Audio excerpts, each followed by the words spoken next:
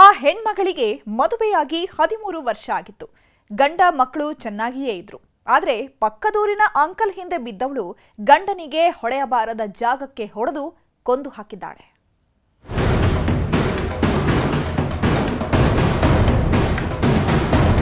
ಪತಿಯೇ ಪ್ರತ್ಯಕ್ಷ ದೈವ ಅನ್ನೋ ಕಾಲವೊಂದಿತ್ತು. ಗಂಡನನ್ನೇ ಸರ್ವಸ್ವ ಅಂದ್ಕೊಂಡು ಪ್ರತಿ ಹೆಣ್ಮಕ್ಳು ಜೀವನ ನಡೆಸ್ತಿದ್ರು. ಗಂಡ ಅನ್ನಿಸ್ಕೊಂಡವ ಕಳ್ಳ ಆಗಲಿ ಸುಳ್ಳ ಆಗಲಿ ಹೇಗೋ ಹೊಂದ್ಕೊಂಡು ಜೀವನ ಸಾಗಿಸ್ತಿದ್ರು.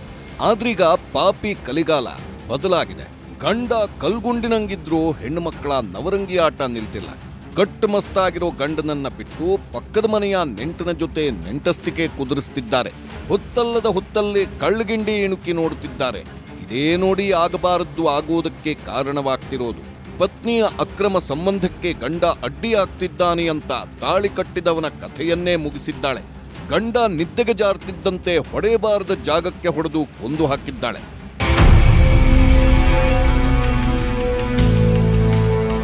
ಇವಳೇ ನೋಡಿ ಗಂಡನನ್ನ ನುಂಕೊಂಡ ಸುಪನಾಮಿ ಶಿವಮ್ಮ.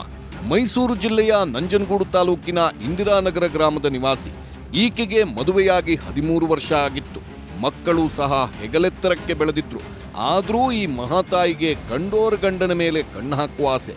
HD ಕೋಟೆಯ ಬಲರಾಮ ಅನ್ನೋನ ಜೊತೆ ಕುಂಟೆ ಬಿಲ್ಲೆ ಆಡೋಕೆ ಶುರು ಮಾಡಿದ್ದಳು. 4 ವರ್ಷದಿಂದ ಕದ್ದು ಮುಚ್ಚಿ ಒಂದಾಗ್ತಿದ್ದವರು ಜೋಡಿ ಹಕ್ಕಿಗಳಾಗಿ ಆಗಾಗ ಮೈಮರೀತಿದ್ರು. ಬಲರಾಮನ ತೋಳತೆಕ್ಕೆಗೆ ಬಿದ್ದಿದ್ದ ಶಿವಮ್ಮ ಗಂಡ ಮಕ್ಕಳನ್ನೇ ಮರೆತು ನಿಂತಿದ್ಲು.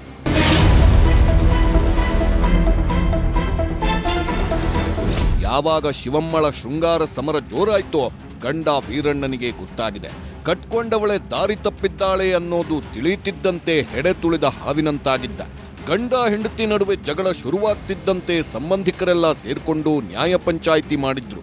ಆದ್ರೆ ಶಿವಮ್ಮ ಮಾತ್ರ ಬಲರಾಮನ ಮೋಹದ ಜಾಲದಿಂದ ಹೊರಬಂದಿರಲಿಲ್ಲ. ಗಂಡನನ್ನ ಬಿಟ್ಟರು ಬಲರಾಮನನ್ನ ಬಿಡುವುದಕ್ಕೆ ರೆಡಿ ಇರಲಿಲ್ಲ. ಹೀಗಾಗಿ ಗಂಡ ಹೆಂಡತಿ ಮಧ್ಯೆ ಆಗಾಗ ಜಗಳ ನಡೀತಾನೇ ಇತ್ತು. ರಾತ್ರಿ ಅಂಕಲ್ ಆಂಟಿಯ ಫೋನ್ ಕಹಾನಿ ಜೋರಾಗಿತ್ತು. ಫೋನ್ನಲ್ಲೇ ಮುತ್ತಿನ ಸುರಿಮಳೆಗೈತಿದ್ರು ಅನ್ಸುತ್ತೆ. ಇದು ವೀರಣ್ಣನಿಗೆ ಗೊತ್ತಾಗ್ತಿದ್ದಂತೆ ಹಿಗ್ಗಾಮುಗ್ಗ ಕ್ಲಾಸ್ ತಗೊಂಡಿದ್ದ. ಇನ್ಮೇಲೆ ಇದೆಲ್ಲ ಇದ್ರೆ ಸರಿ ಇರಲ್ಲ ಅಂತ ಪತ್ನಿಗೆ ಎಚ್ಚರಿಕೆಯನ್ನು ಕೊಟ್ಟಿದ್ದ.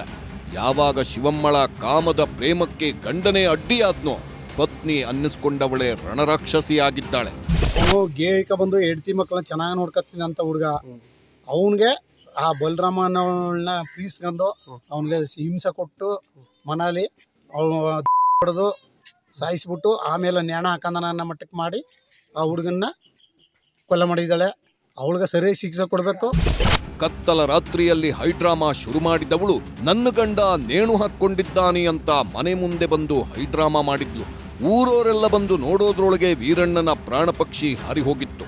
ಸ್ಥಳಕ್ಕೆ ಬಂದ ಪೊಲೀಸರಿಗೆ ಈಕೆಯ 8 ಆಣೆ ಕಣ್ಣೀರಿನ ಮೇಲೆಯೇ ಅನುಮಾನ ಶುರುವಾಗಿತ್ತು. ಹೀಗಾಗಿ ತಮ್ಮ ಸ್ಟೈಲ್ನಲ್ಲಿ ವಿಚಾರಣೆ ಮಾಡುತ್ತಿದ್ದಂತೆ ಅಸಲಿ ಸತ್ಯ ಕಕ್ಕಿದ್ದಾಳೆ. ಗಂಡ ಊಟ ಮಾಡಿ ಮಲಗ್ತಿದ್ದಂತೆ ಮರ್ಮಾಂಗಕ್ಕೆ ಹೊಡೆದು ಕೊಂದಿದ್ದಾಗಿ ಸತ್ಯ ಬಾಯ್ಬಿಟ್ಟಿದ್ದಾಳೆ.